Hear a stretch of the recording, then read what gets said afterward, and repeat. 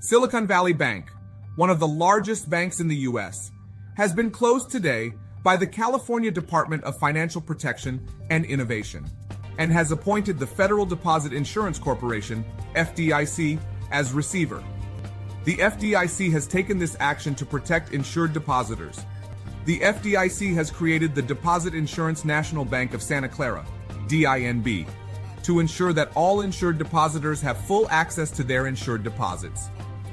This new bank will be operating no later than Monday, March 13, 2023, and all the checks issued by Silicon Valley Bank will continue to clear. Silicon Valley Bank had 17 branches in California and Massachusetts.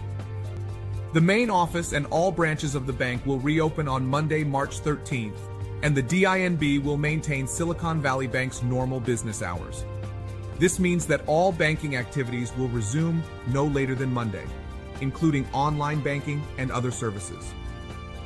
As of December 31st, 2022, Silicon Valley Bank had approximately $209.0 billion in total assets and about $175.4 billion in total deposits. At the time of closing, the amount of deposits in excess of the insurance limits was undetermined, but the FDIC will determine the amount of uninsured deposits once it obtains additional information from the bank and customers.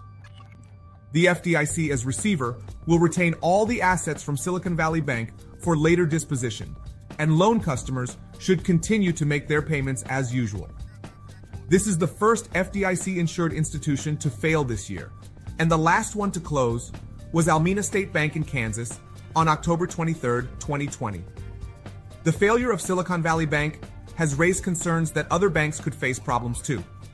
The bank was a lender to some of the biggest names in the technology world and had nearly $175 billion in customer deposits, including money from some of the biggest names in the tech industry.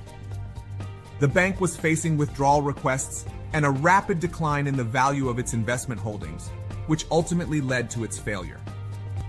Silicon Valley Bank failed to raise capital, and its capital crisis set off fears of a meltdown across the banking industry. The bank's assets are now under the control of the FDIC, which is acting as a receiver. The FDIC is an independent government agency that insures bank deposits and oversees the financial institutions. The FDIC has said that all insured depositors will have full access to their insured deposits by no later than Monday morning, and it will pay uninsured depositors an advance dividend within the next week. The bank catered primarily to higher-risk tech startups that have recently been hurt by higher interest rates and dwindling venture capital. The bank partnered with nearly half of all venture-backed tech and healthcare companies in the U.S., many of which pulled deposits out of the bank. The bank's sudden fall mirrored other risky bets that have gotten exposed in the past year's market turmoil.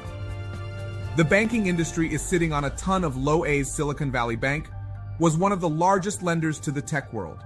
Its collapse is sending shockwaves through the financial community. Many are concerned about the future of other banks, especially those that have taken on similar high-risk investments.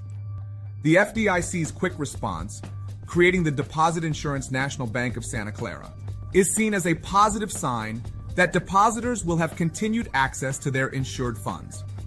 However, those with uninsured deposits will have to wait for future dividends to be paid out as the FDIC sells the assets of Silicon Valley Bank. In the meantime, loan customers are advised to continue making their payments as usual, and those with accounts over $250,000 should contact the FDIC directly. The FDIC's creation of the National Bank of Santa Clara and its commitment to ensuring business as usual for depositors is a positive sign in these uncertain times. But there's no denying that Silicon Valley Bank's failure is a major blow to the tech industry and the wider financial community. It is a stark reminder of the importance of due diligence when choosing a financial institution to entrust with your hard-earned money. With interest rates on the rise, many banks have been forced to reevaluate their investments, and this has led to instability in the market. In the wake of Silicon Valley Bank's collapse, it's more important than ever to keep a close eye on your finances and make informed decisions about where to deposit your money.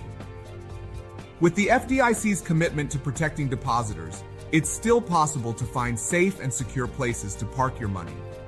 But it's up to each individual to do their research and make informed choices about their financial future.